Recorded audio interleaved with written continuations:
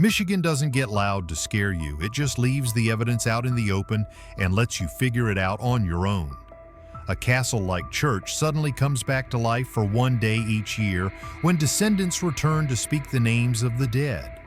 And there's an abandoned gold mine that brought no economic benefit at all. Sounds like a contradiction, right? But that still isn't the strangest thing in Michigan. Today we're exploring 10 most abandoned cities in Michigan, places where you can step underground, stare straight at the copper veins that once drove people crazy, then look back up and wonder how everything fell apart so fast. Because sometimes the most chilling thing isn't a ghost story, it's the true story. Number 10. Pere, Cheney. The town that vanished so completely, the cemetery is the only proof it ever lived. If you are near Grayling and you think you are heading toward a place called Pere, Cheney, your GPS is going to act innocent. You will get pine trees, sand, and that quiet that feels a little too deliberate. Then you will find it, a small clearing in the woods, the Pere Cheney Cemetery, also known as Center Plain Cemetery, sitting there like the last page of a book after someone tore out the entire middle. Here is the part that always stings. Pere Cheney did not fade because it was weak. It grew fast on Michigan's lumber boom, starting as a railroad stop and sawmill tied to George M. Cheney and the Michigan Central Railroad. By the late 1870s, it had about 1,500 people, 2 sawmills, and a post office, and it even served briefly as the county seat. So when you stand in that forest today, you are not looking at a little nothing. You are looking at a place that once made noise, made money, and thought it had a future. Then the power game showed up. There was a county seat election, and Pere Cheney's residents had to walk about 12 miles to vote in Grayling, which is basically democracy with a cardio requirement. Grayling won, and then it kept winning. It pulled in more railroad importance, and it had real advantages like the Osable River for water power. Pere Cheney, meanwhile, got left on red by the roots and the resources. When the trees were cut down, the town's whole reason for existing started to evaporate. And then came the piling on. Diphtheria swept through in 1893, returned in 1897, and fires added another punch to a community already wobbling. By 1901, the population was down to about 25. The post office closed in 1912. In 1917, the land was sold at public auction and the town was effectively over. Today, the cemetery is owned and maintained by Beaver Creek Township, and local planning documents point to Pere Cheney as a ghost town established in 1873 and abandoned in 1917. About 90 people are buried there, but time and vandalism have left very few headstones intact, so the proof is real, but it is damaged. And here is the detail that makes the place feel sealed shut. The Township Board voted not to permit any further burials at Pere Cheney, now or in the future. That is not just a rule. It is like someone put a period at the end of the sentence and refused to let history add even one more word. Of course, the woods did what the woods always do. They grew a legend. People still talk about a witch curse and a red stone tied to the epidemic, but even the popular retellings admit there is no official record that fully confirms it. So if you go looking for magic, you might find only silence. But if you go looking for a warning about how fast a town can rise and how brutally it can get erased, Pere Cheney is going to speak loud enough. And if this is only number 10, what do you think the next town is going to do to your sense of safe? Number 9. Fayette. If you have ever wanted to walk into a postcard that forgot to update itself since the 1800s, Fayette is your place. You drive out onto the tip of the Garden Peninsula in the Upper Peninsula, and suddenly Lake Michigan stops feeling like a vacation and starts feeling like a witness. You come around the trees and there it is, Snail Shell Harbor, calm and almost too pretty, like it is trying to distract you from what is sitting behind it. Then you look up.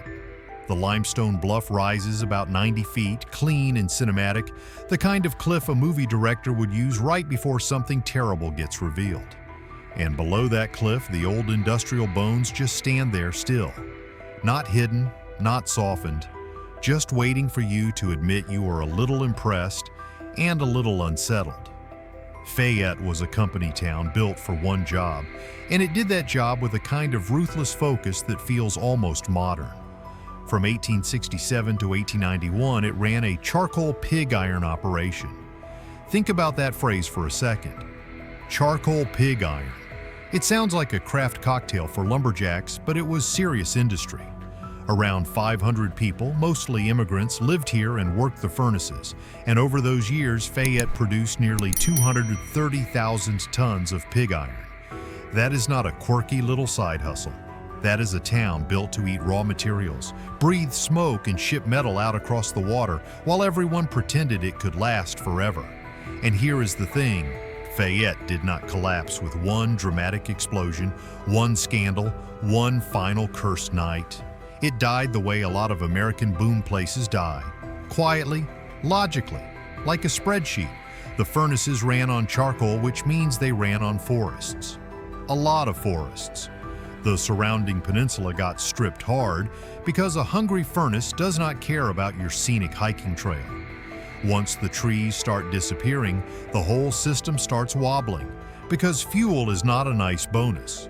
Fuel is the entire deal. Then the market shifted, technology moved on. Other methods for making iron and steel made the charcoal approach less attractive, and suddenly Fayette was not a marvel.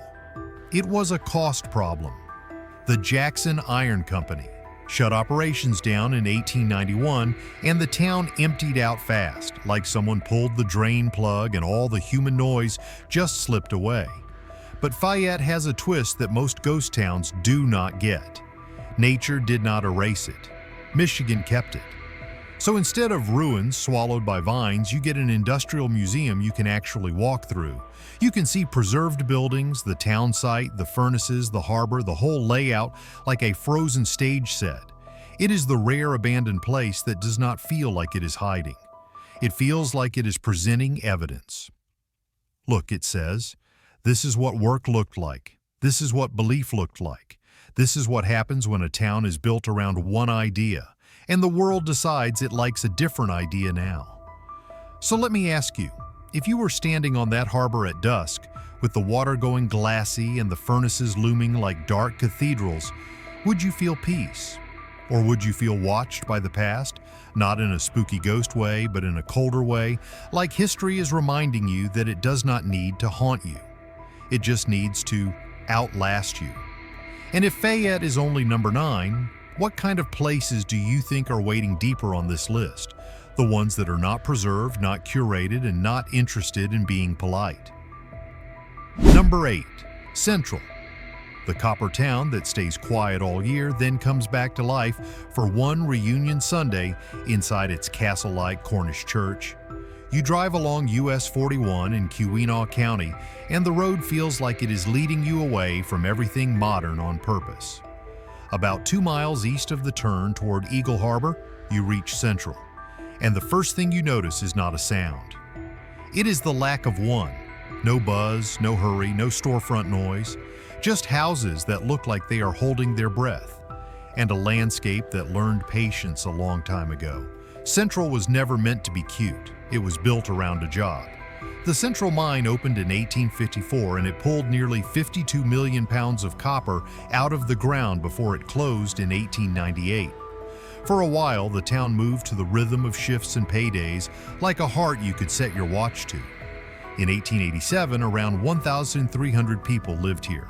By 1905, that number had fallen to roughly 100. That is not a slow decline. That is a trapdoor. One day you are part of a loud little world that feels permanent. Then the mine shuts after 44 years, the work evaporates, and the community unthreads itself almost overnight. But Central has a twist that makes it feel less like a ghost town and more like a paused sentence. The buildings did not vanish. Many miners' homes are still standing. There is a visitor center that tells the story through the simplest details. What families ate, how the houses worked, how school and church stitched people together. You can even grab a walking tour map and wander the townside on your own, which sounds peaceful until you remember some of these houses are not museum props. They are private. That small reminder changes your footsteps, does it not? You are not just looking at history. You are sharing space with it. And then comes the day that flips the whole mood. The old Methodist Episcopal Church, built in 1868 with that battlement tower that makes it look like a little fortress, was shaped by Cornish roots and closed in 1903. Most of the year it sits there like a locked memory. But on the last Sunday in July, descendants return for a reunion and memorial service that has been happening since 1907. A local report in 2024 called it the 118th gathering. Imagine that. A town quiet for 364 days, then alive for one day, not with fireworks, but with voices saying names, swapping stories, and proving the place still belongs to someone. Number 7. Freda, the smokestack on the lake ghost town. Freda is what happens when you are hiking through the Upper Peninsula expecting pine trees and peace, and the forest suddenly pulls back the curtain like surprise. Here is an industrial stage set staring straight at Lake Superior. You reach the sandstone bluff and it opens up. Red, white, gray rock, big water, wind. Then that smokestack. A lone vertical line that looks wrong in the most magnetic way, like a finger pointing at the exact spot where a town used to breathe smoke for a living. Freda was built as a company town for the Champion Copper Mill, and it did not exist for subtle reasons. This was processing on a heavy scale, stamp heads pounding rock over and over, turning stone into something closer to powder. Water pulled from Lake Superior mixed into the crushed material until it became slurry. Then rail took that slurry away for smelting. Even if you have never seen a stamp mill, you can feel it in your body when you imagine it. The repetitive violence of the machines, the spray, the grit in the air. It is the kind of work that makes a place loud enough to feel permanent. But Freda's story has a moment that turns a shutdown into a scene. 7 a.m. on November 4th, 1967. The whistle for the last shift blew, then the pounding stopped. That detail is brutal because it is so specific. Not a vague era, not a gradual decline. A mourning, a sound, and then a silence. If you have ever heard a factory go quiet, you know the quiet is not empty. It is heavy. It has shape. It makes you realize how much a town's heartbeat can be borrowed from one building. And after the mill closed, Freda did not get the romantic ruin treatment. It got stripped. Everything of value was salvaged. So what remains is stark, almost too clean, like the place was robbed of its clutter and left with only its skeleton. You can follow the smokestack down toward the shore, and what greets you is concrete, foundations, pipe, open space. An amphitheater without an audience, a stage without actors. The lake sits there, enormous and indifferent, and the wind does the only sound work left. Then comes the part that makes Freda feel beautiful but cursed, the kind of contradiction Americans cannot resist. The beach is dark with stamp sands, industrial leftovers spread out like a bruise along the shoreline, and against that black sand you get the sandstone colors above you, and you get beach glass glinting in the light like tiny prizes the lake decided to hand back.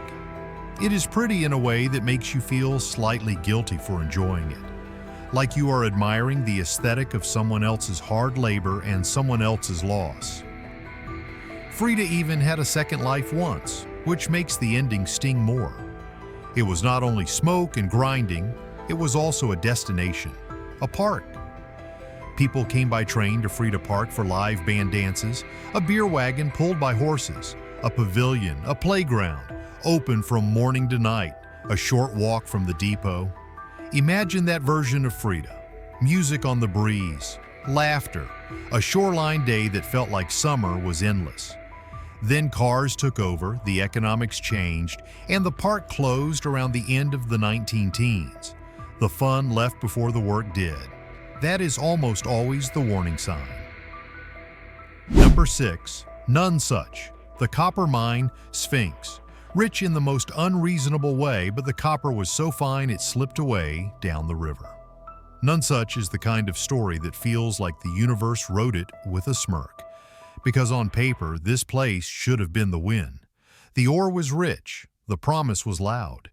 People even called it the Sphinx of the Copper District, not because it was mysterious in a cute way, but because nobody could solve it. Imagine holding a jackpot in your hands and still not being able to cash it. That is Nonesuch in one sentence. Today you find it out in the Porcupine Mountains area, where the woods do not just surround you, they swallow you. The town is mostly gone, reduced to mine traces and foundations that look like they are trying not to be noticed. The loudest sound is not a car. It is the Little Iron River, steady and indifferent, running through the scene like it is finishing a job it started a long time ago.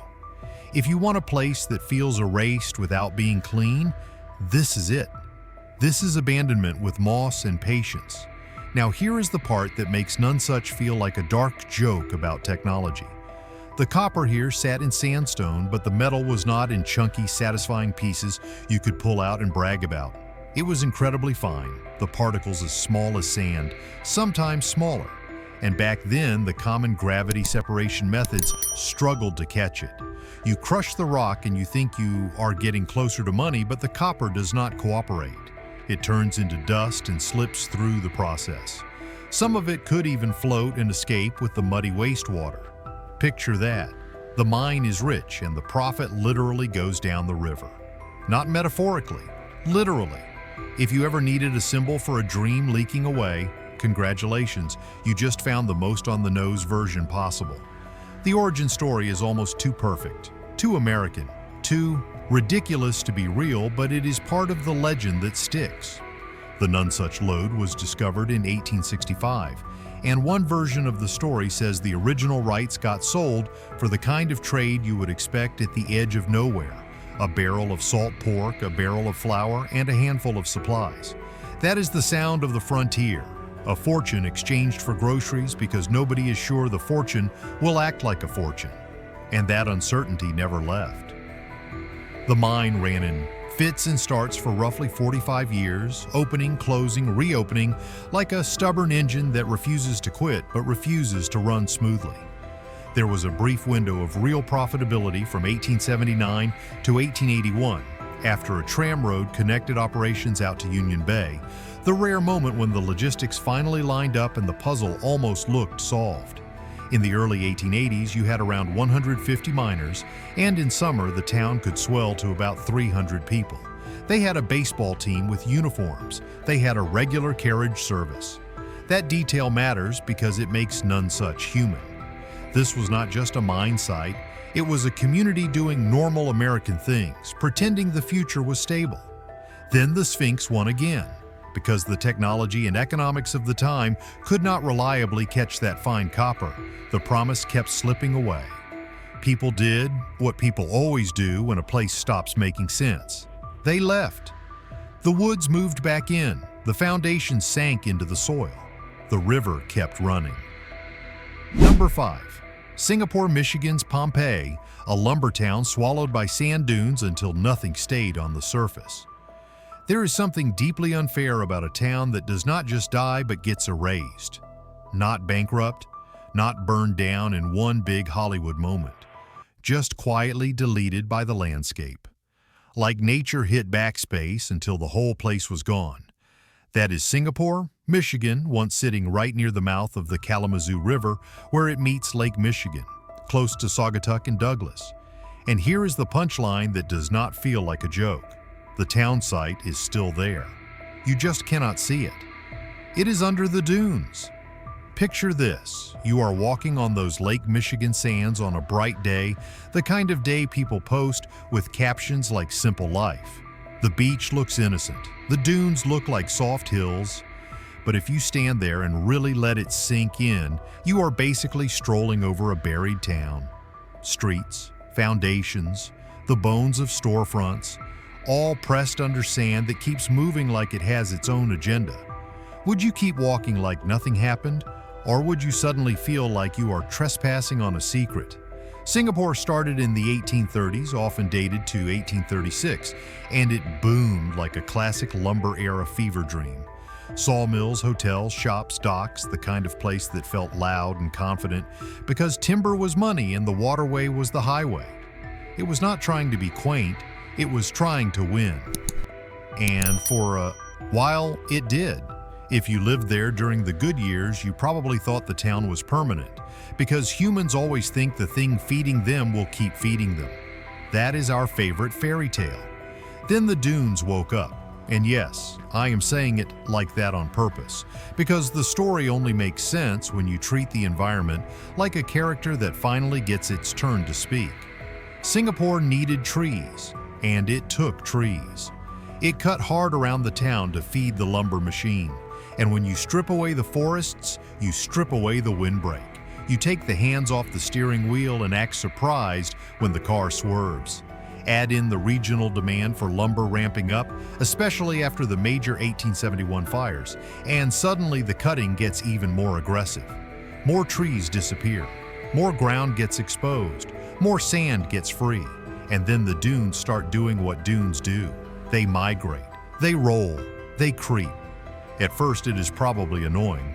Sand in your doorway, sand in your yard, sand in your life. Then it gets existential.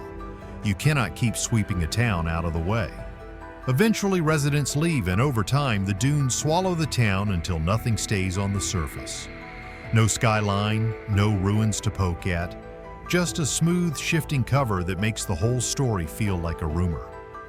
That is why people call it Michigan's Pompeii, except instead of ash freezing a moment in time, it is sand hiding it.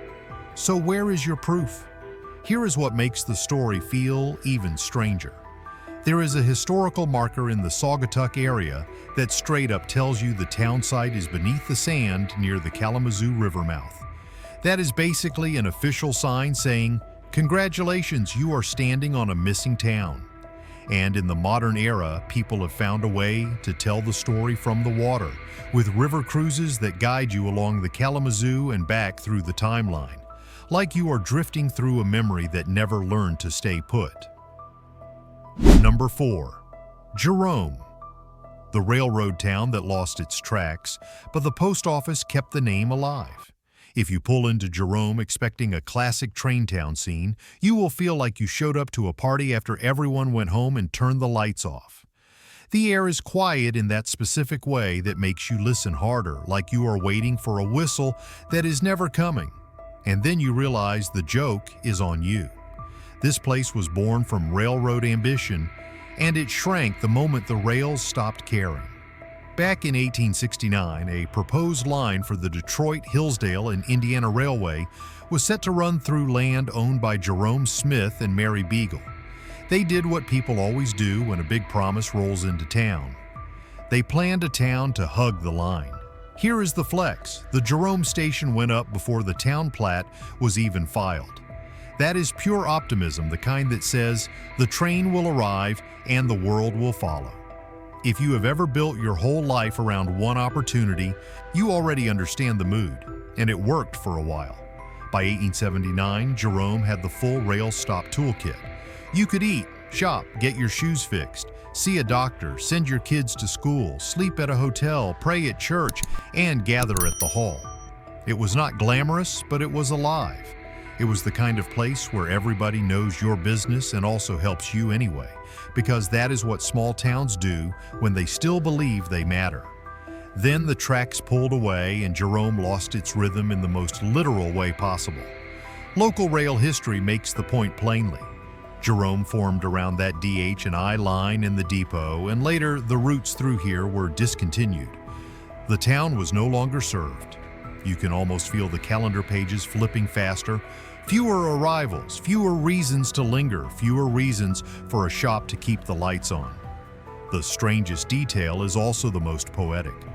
Jerome once had 2 railroads crossing, even in an overhead kind of way, yet there was no interchange connection. 2 powerful lines passing through the same sky and not shaking hands. Tell me that does not sound like a metaphor for half the relationships you have ever watched fall apart. Close enough to touch, never actually meeting where it counts. Even the local jokes carry that old rail town flavor. The Detroit, Hillsdale, and Indiana line got teased as the Dutch and Irish, because so many German and Irish workers built it. And there is the naming jab that still makes people grin. Jerome sounded better than Mary, so the name Jerome stuck, even when the trains did not. And that is the eerie comfort of this place. The tracks left. The town thinned, but the name stayed alive, stamped and repeated, like the mail refused to let Jerome disappear completely. If you were standing here at sunrise, would you feel nostalgia? Or would you feel that quiet warning that a town can be erased without ever having a dramatic ending? Number 3, Delaware. The ghost town where the mine never paid off, but you can still walk 100 feet underground today. Delaware is the kind of place that makes you rethink what the word investment even means. Because here is the cruel little headline that refuses to soften. The Delaware mine ran for about 40 years, and it never turned a profit for its investors. Not once. Not even the polite kind of profit you brag about at family dinner. Just decades of digging, hoping, and watching the math refuse to cooperate. If you have ever chased a dream that looked shiny from a distance and brutal up close, you already understand the vibe. The numbers sound serious enough to trick you at first. The mine operated from 1847 to 1887 and pulled up around 8 million pounds of copper. It had 5 shafts, dropped to roughly 1,400 feet, and spread across 10 levels. That is not a hobby mine. That is a whole underground world built on belief. And the irony is that the belief did not cash out. Delaware had backers with big names, including Horace Greeley, people who knew how to sell an idea to the public. They just could not sell the mine into profitability. The copper was real, the payoff was not. So what happens to a town when the job never becomes the jackpot? It shrinks fast and it shrinks quietly. After the peak years, Delaware thinned down until by 1893, only about 25 people were still there. Basically, the human equivalent of a few chairs left after a wedding reception ends. The post office lasted longer than the dream, but even it finally gave up, discontinued in 1915. That date matters because it is so clean. No dramatic goodbye, just the official stamp that says the place is no longer worth mailing to. Now, here is why Delaware still gets under your skin. It is not just a story you hear, it is a place you can enter. You can walk down into the mine about 100 feet underground on a self-guided tour. Let that sink in. Most ghost towns make you look at what is left. Delaware lets you step into what used to be hidden. You go down and the air changes, the light changes, your voice changes too, because even if you do not believe in ghosts, your body knows what it means to be under rock, and on the walls you can see pure veins of copper exposed right there, like the mine is still trying to convince you it was worth it. Then you come back up and you get the second act.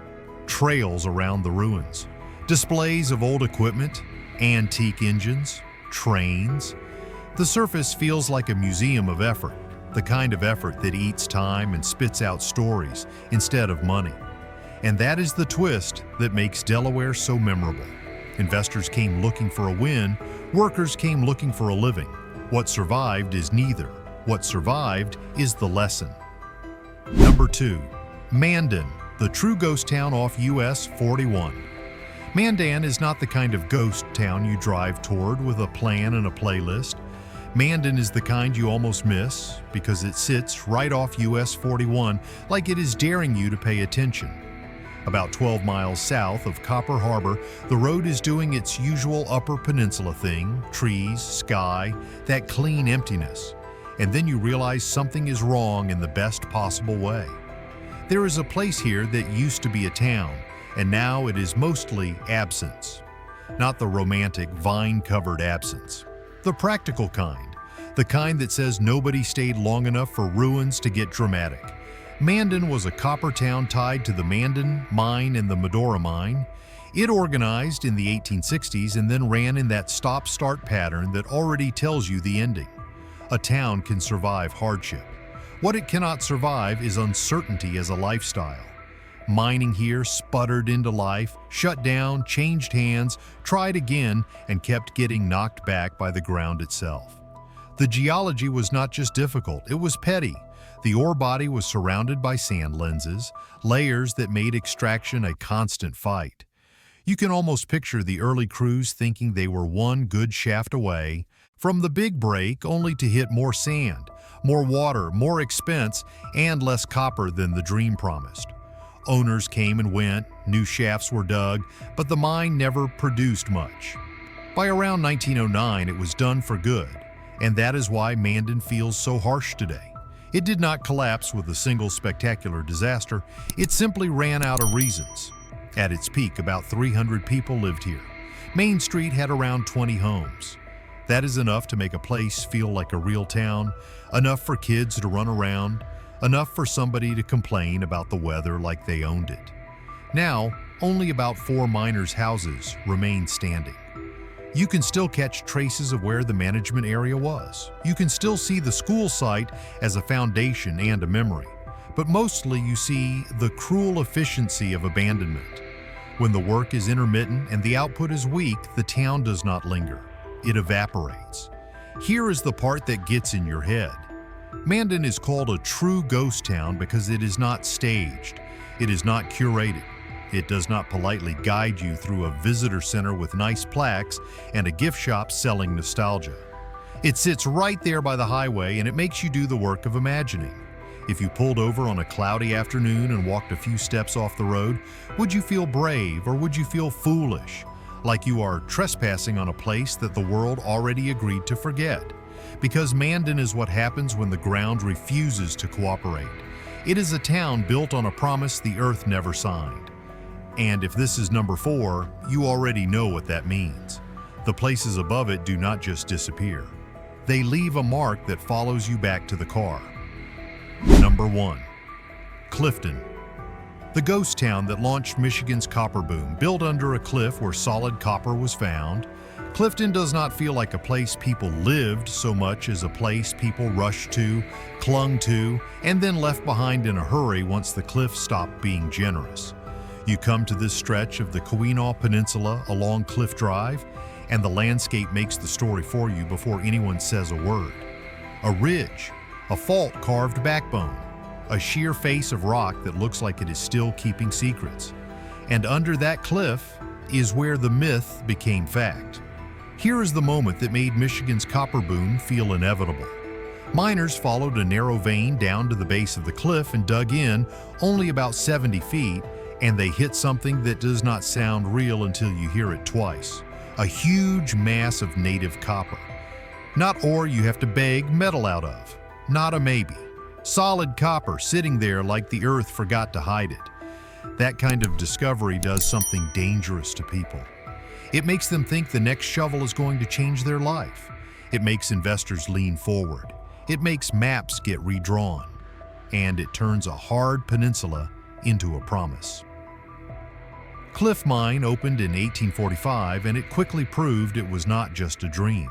It became the first big profitable mine in the Keweenaw, and by the time it closed in the 19th century era, it had paid investors more than $2.5 million, which is roughly the kind of money that would make modern people start saying, "I told you so," in all caps.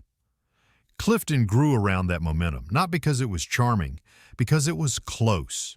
Close to the copper, close to the work, close to the story everyone wanted to be part of. But Clifton also teaches the other half of the American boomtown formula. The deeper the mine went, the harder it got. By about 1,000 feet down, operations became more difficult, more expensive, more punishing. The easy miracle near the surface was not a lifestyle. It was a honeymoon. By 1870, the company sold the mine, and later phases never regained the original glory. The fever broke, the money moved on. The town that depended on the cliff's generosity started to empty. And what is left is not a neat little ruin you can pose next to for a cute photo.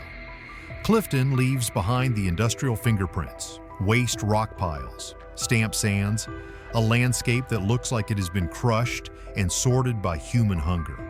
There are still traces of the mine site hidden in the trees, a lot of them, but what really announces itself is the debris, the evidence that the boom did not evaporate.